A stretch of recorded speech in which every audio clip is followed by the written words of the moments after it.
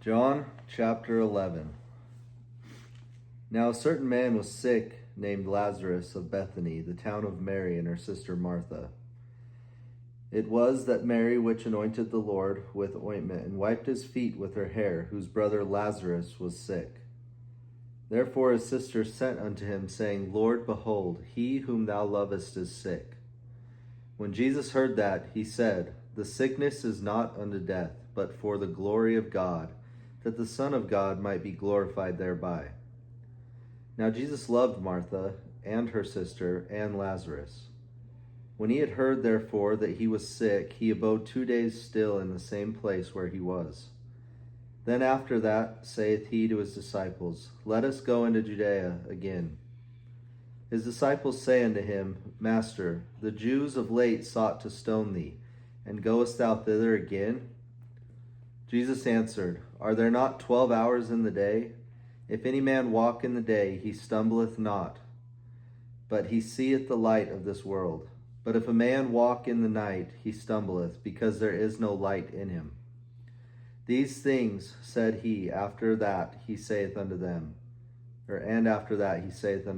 Our friend Lazarus sleepeth, but I go that I may awake him out of sleep. Then said his disciples, Lord, if he sleep, he shall do well. Howbeit Jesus spake of his death, but they thought that he had spoken of taking of rest in sleep. Then said Jesus unto them plainly, Lazarus is dead, and I am glad for your sakes that I was not there, to the intent ye may believe. Nevertheless, let us go unto him. Then said Thomas, which is called Didymus, unto his fellow disciples, Let us also go, that we may die with him. Then when Jesus came, he found that he had lain in the grave 4 days already. Now Bethany was nigh unto Jerusalem, about 15 furlongs off. And many of the Jews came to Martha and Mary to comfort them concerning their brother. Then Martha, as soon as she heard that Jesus was coming, went and met him. But Mary sat still in the house. Then said Martha unto Jesus, Lord, if thou hadst been here, my brother had not died. But I know that even now whatsoever thou wilt ask of God, God will give it thee. Jesus saith unto her, Thy brother shall rise again. Martha saith unto him, I know that he shall rise again in the resurrection at the last day. Jesus said unto her, I am the resurrection and the life. He that believeth in me, though he were dead, yet shall he live. And whosoever liveth and believeth in me shall never die. Believest thou this? She saith unto him, Yea, Lord. I believe that thou art the Christ, the Son of God, which should come into the world. And when she had so said, she went her way, and called Mary her sister secretly, saying, The Master is come, and calleth for thee. As soon as she heard that, she arose quickly, and came unto him. Now Jesus was not yet come into the town, but was in that place where Martha met him. The Jews then, which were with her in the house, and comforted her, when they saw Mary, that she rose up hastily, and went out, followed her, saying, She goeth unto the grave to weep there. Then when Mary was come where Jesus was, and saw him, she fell down at his feet, saying unto him, Lord, if thou hadst been here, my brother had not died.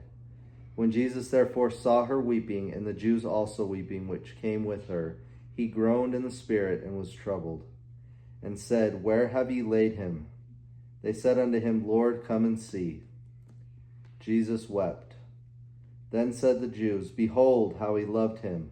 And some of them said, Could not this man, which opened the eyes of the blind, have caused that even this man should not have died? Jesus therefore again, groaning in himself, cometh to the grave. It was a cave, and a stone lay upon it. Jesus said, Take ye away the stone. Martha, the sister of him that was dead, saith unto him, Lord, by this time he stinketh, for he hath been dead 4 days. Jesus said unto her, Said I not unto thee, that if thou wouldest believe, thou shouldest see the glory of God? Then they took away the stone from the place where the dead was laid, and Jesus lifted up his eyes and said, Father, I thank thee that thou hast heard me. and I knew that thou hearest me always. But because of the people which stand by, I said it, that they may believe that thou hast sent me. And when he thus had spoken, he cried out with a voice, Lazarus, come forth. And he that was dead came forth, bound hand and foot with grave clothes, and his face was bound about with a napkin. Jesus saith unto them, Loose him, and let him go. Then many of the Jews which came to Mary, and had seen the things which Jesus did, believed on him. But some of them went their ways to the Pharisees, and told them what things Jesus had done. Then gathered the chief priests and the Pharisees a council, and said, What do we? For this man doeth many miracles. If we let him thus alone, all men will believe on him, and the Romans shall come and take away both our place and nation.